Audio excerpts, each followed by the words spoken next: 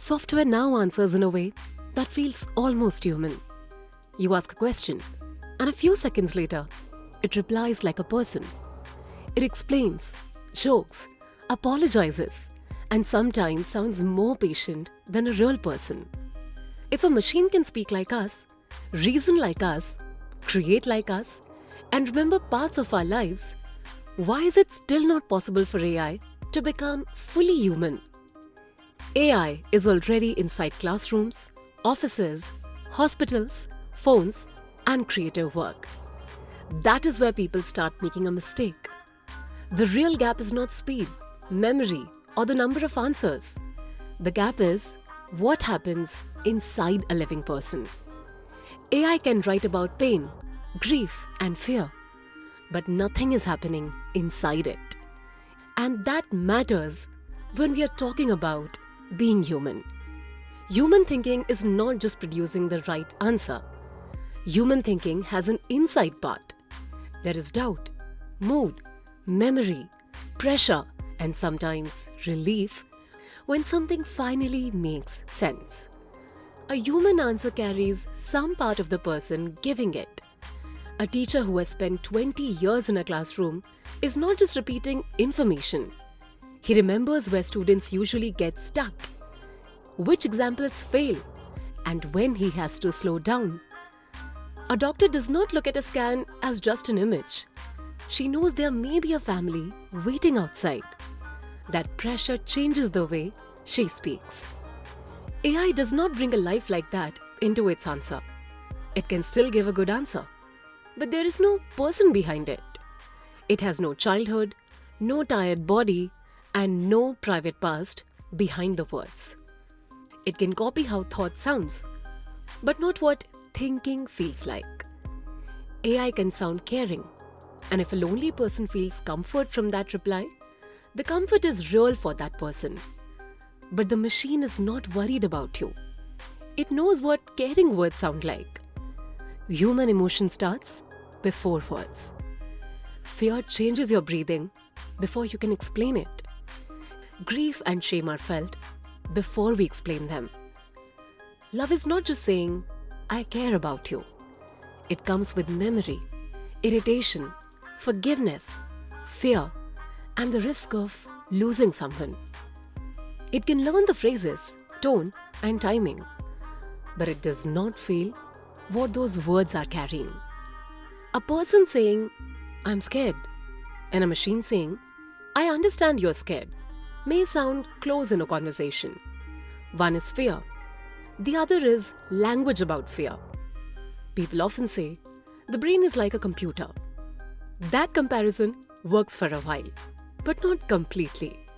The brain is not a processor floating outside life.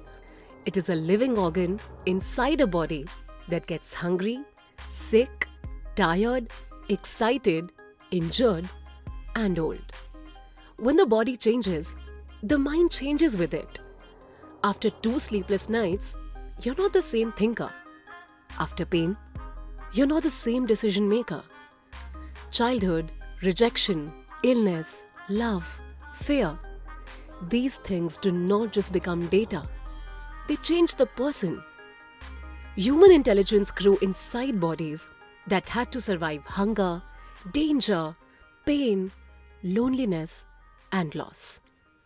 AI did not learn the world through danger, dependence, pain, or loss.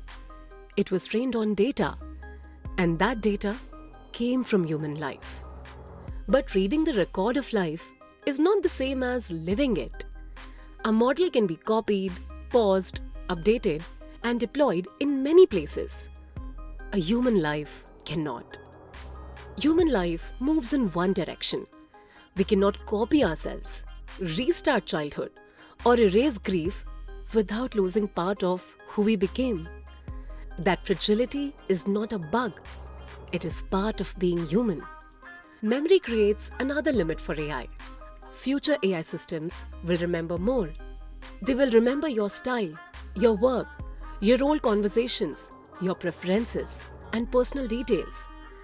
After a while, it may feel as if the system knows you.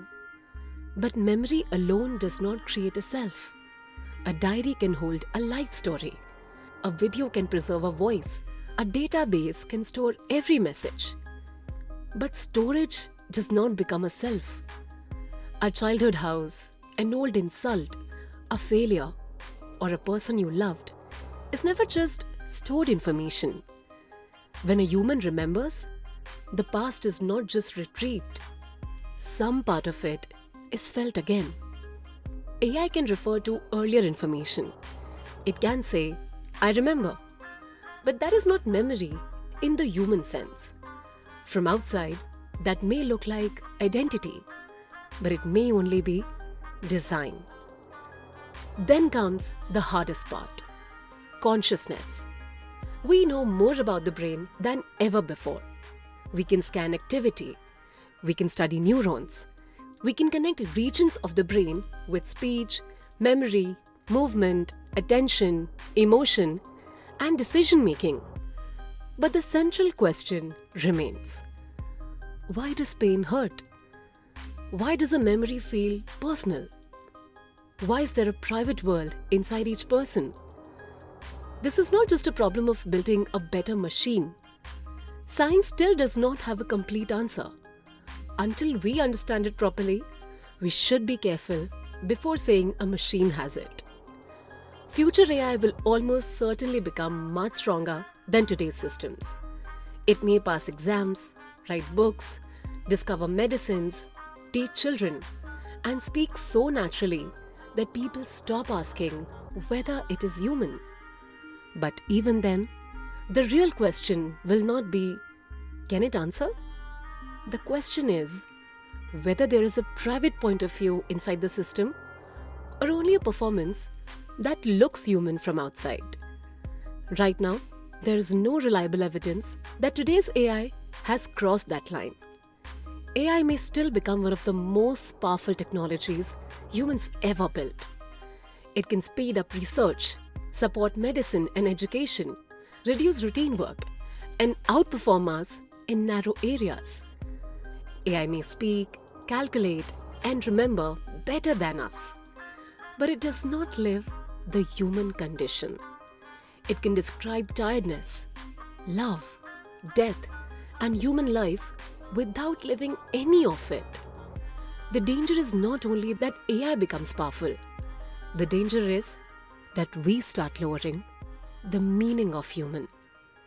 We may start mistaking fluent answers for understanding and imitation for life. To be fully human is not just to process information.